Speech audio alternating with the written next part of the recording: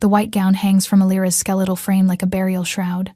She stands barefoot on the wooden platform, the ceremonial silk stained with dirt and dried blood from wounds no one bothered to clean. Around her neck, a silver collar burns against her skin, suppressing her wolf until the creature inside feels like nothing more than a distant memory. The bride market of Thornwick is packed today. Wealthy alphas mill through the crowd, their eyes scanning the merchandise with cold calculation. This is where omegas come to be sold, not as servants or laborers, but as breeding stock. Wives in name only, bodies to be used until they break. The white gowns are tradition, purity for the highest bidder. Alira stopped feeling pure months ago, when raiders burned her village to ash and dragged her screaming from the bodies of everyone she loved. Lot 17, the auctioneer announces, grabbing her arm and yanking her forward. Female Omega, 20 winters old, intact, untouched, certified by the Sanctum healers. He forces her mouth open, displaying her teeth like she is a horse. Strong bones, good hips for breeding. She's a quiet one too. Won't give you trouble. Quiet because they beat the fight out of her. Quiet because screaming never helped. Starting bid, 200 silver. Silence ripples through the crowd. Alira keeps her eyes fixed on her bare feet, watching her own shadow tremble against the wooden planks. She's too thin, someone calls out. Looks half dead already. 100 silver, the auctioneer tries, desperation creeping into his voice. 50, a rough voice cuts through the murmuring. And that's generous. Alira's blood turns to ice. The man who steps forward is massive, with a face like cracked leather and eyes that hold nothing but hunger. His name is Drust, and she has heard the other Omegas whisper about him in the holding cells. The ones he buys never last long. 50 silver from Lord Drust, the auctioneer says. Do I hear 60? No one speaks. Drust's grin reveals yellowed teeth. 30. She's practically a corpse. I'm doing you a favor. The auctioneer's shoulders slump. Sold. 30 silver to Lord Drust. Rough hands grab Alira's arms, guards dragging her toward the platform steps, toward Drust, toward a fate worse than death. Then the world goes still. It starts as a whisper, a ripple of unease spreading through the crowd, then gasps, then silence, and then something deeper, a pressure that makes Alira's chest tight and her wolf stir for the first time in weeks. Power, raw, absolute, and terrifying. The crowd parts like water before a blade, bodies dropping to their knees in waves. Even the guards release their grip, falling prostrate against the wooden platform. Alira looks up. He moves through the chaos like a shadow-given form, tall and broad-shouldered, with dark hair falling across features carved from granite. His eyes are the color of molten amber, burning with an intensity that makes her breath catch. She knows him. Everyone knows him. Kaelin of Blackmoor, the Alpha King. He stops at the base of the platform, those burning eyes fixed on her. My king, Drust stammers, scrambling to his knees. I did not expect. You purchased this Omega. It is not a question. Yes, my king. 30 silver, a fair price for. 500 gold. The words fall like stones into still water. 500 gold. For her, Drust's face cycles through confusion and desperate greed. My king, surely. You dare question me? Drust bows so low his forehead touches the ground. She is yours. Of course she is yours. Kaelin steps onto the platform, and suddenly the space feels impossibly small. He studies her for a long moment. The torn gown, the silver collar, the bruises visible beneath thin silk. You're a healer. His voice carries certainty rather than question. Yes, my lord. She swallows hard. I was trained by the Ashvale elders. Herbs, bone setting, birthing work. Before the raiders came, something flickers across his features. Recognition, perhaps, or memory. Then the guards attempt to lead her toward him, and everything changes. Move, one barks, grabbing her arm roughly. She stumbles on the platform steps, her weakened legs giving out. Strong hands catch her before she hits the ground. Kaelin's hands. He steadies her with surprising gentleness, then turns to the guards with murder in his eyes. You dare handle her like this? The guard goes pale. My king, I only meant to. She belongs to me now. His voice drops to a snarl. He looks down at Alira, at the torn white gown and the dirt and the blood. You're not going anywhere like that. He removes his cloak in one fluid motion and wraps it around her shoulders, the fabric warm from his body and rich with his scent. Pine and steel and something wild that makes her wolf rise from the depths. Fennec. A scarred warrior appears at his side. Bring horses. She rides with me. As they lead her away from the platform, Alira dares to glance back at the Alpha King. He saved her. She does not know why. But for the first time in months, she feels something other than despair. She feels hope. The journey to Blackmoor takes 3 days. Alira rides before the king on his massive black destrier, his arm a solid band around her waist. She should be terrified. Every instinct screams that she should fear this proximity to such power, but exhaustion wins over fear, and somewhere during the first day, she stops fighting to stay rigid and lets herself rest against his chest. He says nothing, simply adjusts his grip and continues riding. The warriors surrounding them are less accommodating. The king's new pet, one mutters. 500 gold for a half-dead Omega. Has he lost his mind? Careful. He'll hear you. Let him. We don't coddle weakness in Blackmoor. We destroy it. By the second day, her body begins failing. The weeks of starvation have taken their toll, and even sitting upright becomes impossible. She slumps against Kaelin's chest, barely conscious. She's slowing us down, the first warrior complains. We should leave her. Alira waits for Kaelin to agree, to abandon her like everyone else. Instead, his arm tightens around her waist. We stop for the night. Make camp here. My king. We're only hours from the citadel. I said we stop. That night, Kaelin carries her to a tent himself. When a servant brings broth, he holds the bowl to her lips, patient as she struggles to swallow. Why? She whispers. Why did you buy me? His amber eyes study her face in the firelight. Rest, he says finally. We'll speak when you're stronger. It is not an answer, but the gentleness in his hands speaks louder than words. They reach Blackmoor Citadel on the third evening. The fortress rises from the mountainside like a fang of black stone, all sharp angles and towering spires. Warriors drill in the courtyards below, their movements precise and brutal. Welcome to Blackmoor, Fennec says as they pass through the gates. Try not to die. The courtyard confirms her fears. Warriors spar with real weapons, drawing real blood. Young wolves are beaten for showing hesitation. Servants move with hunched shoulders and downcast eyes. No one smiles. No one laughs. Kaelin dismounts and lifts her down, setting her on her feet with that same surprising gentleness. But before she can find her balance, a voice cuts through the courtyard. Nephew. The single word carries poison. Alira turns to find a tall warrior approaching. So similar to Kaelin they could be brothers separated by 20 winters. But where Kaelin's features hold hardness, this man's face is carved from cruelty itself. Uncle Soren. Kaelin's voice holds careful neutrality. Word reached us of your purchase. 500 gold for a half-starved Omega. Soren's pale gaze slides to Alira. What possible use is this creature to Blackmoor? She is a healer, trained by the Ashvale elders. Something flickers across Soren's face. Contempt, but also something darker. A healer, he repeats. You brought a healer to Blackmoor. I did. Healing is weakness, nephew. Our strength comes from suffering, from proving ourselves against pain itself. His voice rises, carrying to the watching warriors. Blackmoor was not built on softness. It was built on bones. Enough. The single word carries Kaelin's full authority. She is mine. What I do with my property is not your concern. The two men stare at each other. Finally, Soren bows his head. As you say, my king. He turns away, but his parting words float back like poison smoke. I pray you know what you've brought into our home. A stern-faced woman appears at Alira's elbow. I am Marin. I oversee the household servants. Her grip is firm as she guides Alira toward the entrance. That was Lord Soren, the king's uncle. If you value your life, you'll pray he forgets you exist. Alira looks back one final time. Kaelin still stands in the courtyard, deep in tense conversation with his uncle. She doesn't know where she fits in this conflict. She only knows she's standing in the middle of it. 4 weeks pass in the citadel, and Alira learns to survive. She scrubs floors until her hands crack. She carries water until her shoulders scream. She keeps her eyes down, her voice soft, her healing gift locked away like a shameful secret, but she cannot stop seeing. A young warrior limps through the corridors, his ankle clearly broken. An older servant hides festering burns beneath her sleeves. Children train until they collapse, then are beaten for collapsing. The suffering is everywhere, and no one helps. Don't, Marin warns when she catches Alira staring at a guard whose sword handshakes from infection. Whatever you're thinking, don't. His hand will rot if it's not treated. He could die. Then he dies strong. That's what matters here. Alira bites her tongue. But the injustice burns in her chest. The breaking point comes on a frostbright morning. She's carrying linens across the training yard when she hears the scream. High and young and terrible.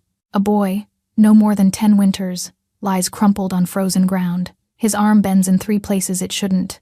white bone visible through torn flesh. The warriors watch with cold disinterest. "Get up," the training master orders. Pain is weakness leaving the body. The boy tries. His small face twists with agony as he attempts to rise. But the movement jostles his destroyed limb, and he screams again. Pathetic. The training master draws back his foot to kick him. Something in Alira shatters. She moves without thinking, throwing herself between the boot and the boy. "Stop." The word rings across the courtyard. The training master stares with disbelief that transforms to rage. "You dare." He's a child with a compound fracture. He needs help, not punishment. He needs to learn. The training master's hand closes around her arm. "And so do you, Omega. My place is healing." The words come from somewhere deep. "That's why I was brought here." She kneels beside the boy, and warmth floods her palms. Power she hasn't used in months surges through her and into the broken body. She feels bone knitting, flesh sealing, blood vessels reconnecting. The boy's screams fade to silence as the pain disappears. When she finishes, his arm is whole. Perfect. The courtyard is utterly silent. "Abomination," the training master snarls. "You've corrupted the boy. I saved his life. His life was not yours to save." He raises his hand to strike. "Enough." The voice comes from the balcony above. Kaelin stands at the railing, watching with an intensity that makes Alira's breath catch. "My king." The training master bows. "This Omega defied our traditions. She must be punished." Kaelin descends slowly, his gaze never leaving Alira's face. She should look away. She should bow and beg forgiveness. Instead, she lifts her chin and meets his eyes directly. "The boy was dying," she says clearly. "I made a choice. You made a choice that was not yours to make. Then punish me, but don't tell me I was wrong." The courtyard holds its breath. "The boy would have died," Kaelin says finally, addressing the watching warriors. "A dead warrior serves no purpose. A healed warrior can train again tomorrow." He looks back at Alira. The Omega acted within reason. "My king," Soren's voice cuts across the courtyard. "You cannot allow this. She undermines everything we've built." "I allow what I choose to allow, uncle. Do not forget who rules here." Soren bows stiffly. "As you say, my king." He walks away, but the look he throws Alira promises this is far from over. As Fennec leads her toward the citadel, she catches Kaelin glancing back, just for a moment. And in that moment, she sees something unexpected. Pride. 3 days pass in tense silence. Alira performs her duties as usual, but the citadel feels different. Warriors watch with wary curiosity. Servants whisper when she passes. "She healed Bram. Did you see? The king allowed it." What does that mean? Soren is furious. This won't end well. The summons comes after evening meal. A guard appears at her chamber door. "The king wishes to see you. Alone." Alira's heart hammers as she follows him through corridors she's never walked, up winding stairs to the highest tower. The guard stops before massive oak doors. Through there, the chamber beyond steals her breath. A fire roars in a hearth large enough to stand in, casting shadows across rich tapestries. The room is warm in a way the rest of the citadel isn't. Kaelin stands by a tall window, staring at moonlit mountains. "Close the door." She obeys, her bare feet silent on stone. Without armor and authority, he looks almost human. The tension in his shoulders, the weariness in his posture. "You wanted to see me, my king." "Kaelin." He turns to face her. "When we're alone, you may call me Kaelin." The intimacy makes her chest tight. "Kaelin." He gestures to a chair by the fire. "Sit, please." She perches on the edge, acutely aware of him moving to stand before the hearth. Flames paint shadows across his face. "What you did in the courtyard was dangerous." "I know. Do you?" His eyes find hers. "You defied centuries of tradition. You made my uncle look weak. You gave hope to people taught that hope is poison. And that was wrong?" "No." His voice drops. "That's what terrifies me." He turns back to the fire. "I wasn't born in Blackmoor. My family lived in the eastern valleys, a small territory, peaceful. My father believed in mercy. My mother was a healer." Alira's breath catches. "I was 12 when the raiders came.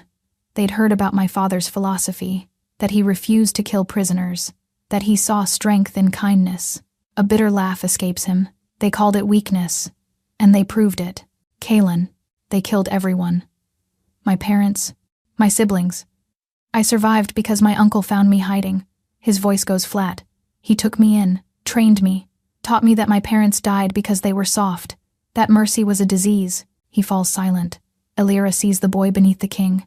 a child who watched everything burn. So I became hard. I conquered. I killed. I made Blackmore into something so terrifying no raider would dare attack us.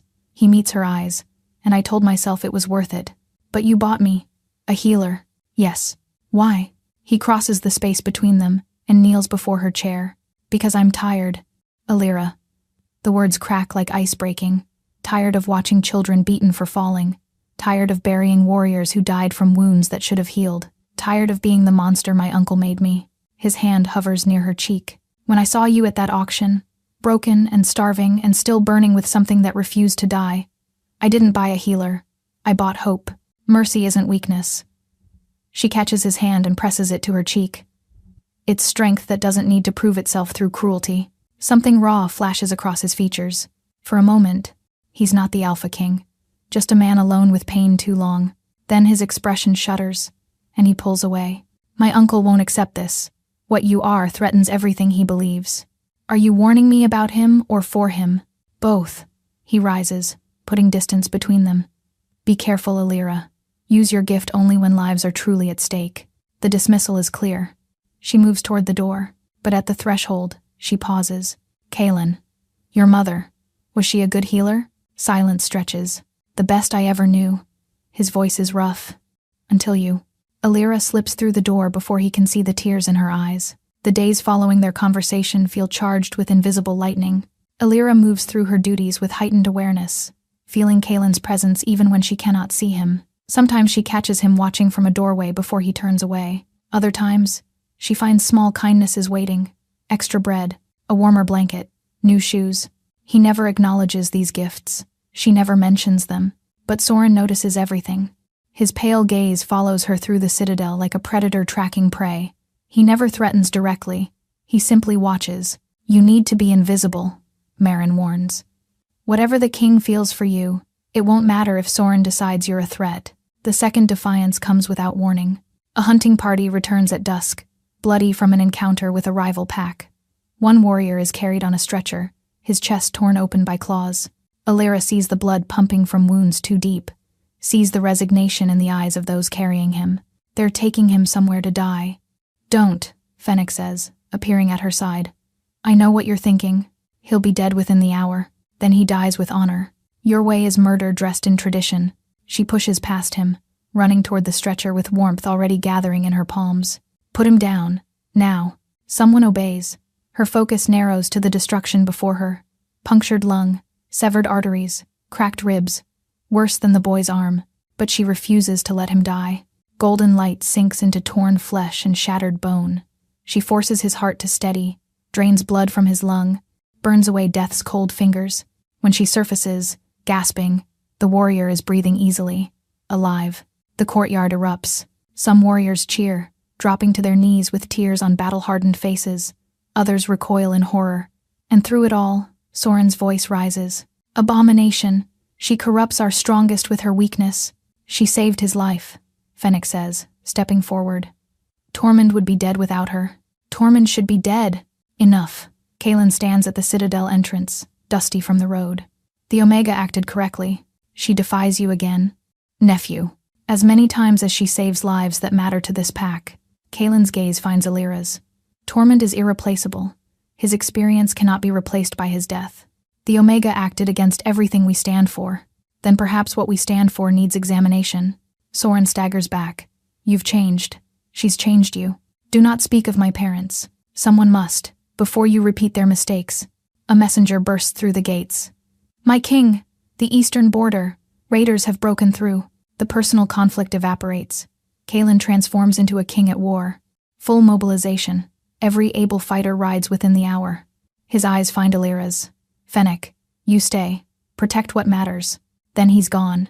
Soren lingers, his gaze burning into Alira. Enjoy your victory, little healer. It won't last. The king's absence stretches into weeks. At first, the citadel feels like a held breath. But as days pass, something unexpected grows. People start coming to Alira. It begins with servants. A kitchen girl with burns. An elderly steward whose joints ache. A stable hand with cracked ribs. She heals them all, quietly, in shadowed corners. Word spreads. More people come. Warriors' wives, children. Even young fighters bold enough to risk tradition. The citadel begins to change. Laughter echoes in corridors that have only known silence. Children play in courtyards that have only seen blood. Music drifts from the great hall. "You're performing miracles," Marin says one night. "It's just treating people like they matter." In Blackmore, that is a miracle. But at night, alone, she thinks only of him. Is he safe? Will he return pleased or furious? Does he think of her at all? The answer comes 3 weeks later. War horns shatter the silence. Alira runs toward the main gate. Kaelin rides through alone, armor dented and dark with blood. Behind him, warriors carry stretchers bearing countless wounded. And on the largest stretcher lies Soren, pale as death. "Alira!" Kaelin's voice cracks with desperation. "Where is the healer?" "I'm here." "What happened?" "Ambush. Silver weapons. Poison." His hands grip her shoulders, trembling.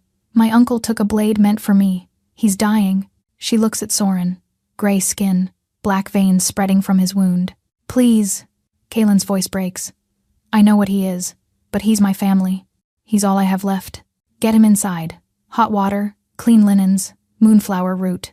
She doesn't promise success, but she will try. For him, the healing takes 17 hours. Alira works through dawn and dusk and dawn again.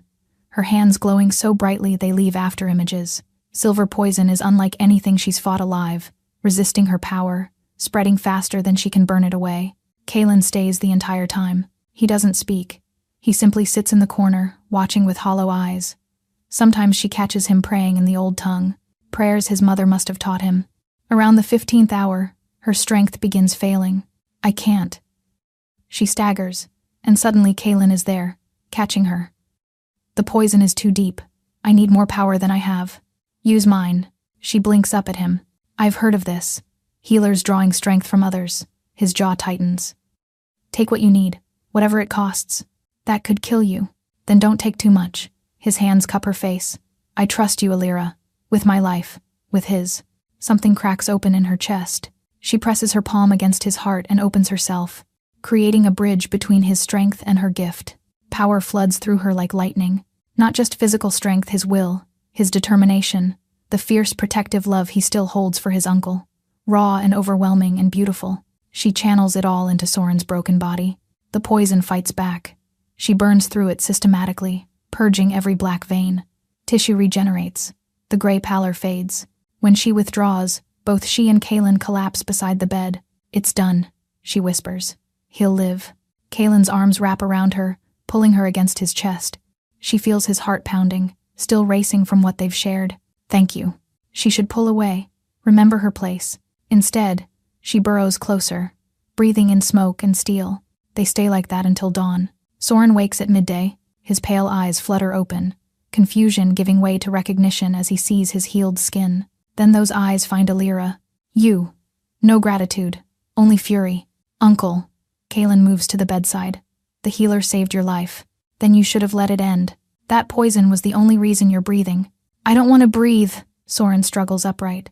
"Every warrior who saw this will know I survived because of Omega magic. My authority is destroyed. Your authority was built on suffering that never needed to exist." Silence crashes through the room. "What did you say?" Soren's voice is dangerously quiet. "I said what we've built here is wrong. The cruelty you dressed as strength, it was never necessary. My mother knew that. My father knew that. Your parents were weak. My parents were murdered by monsters.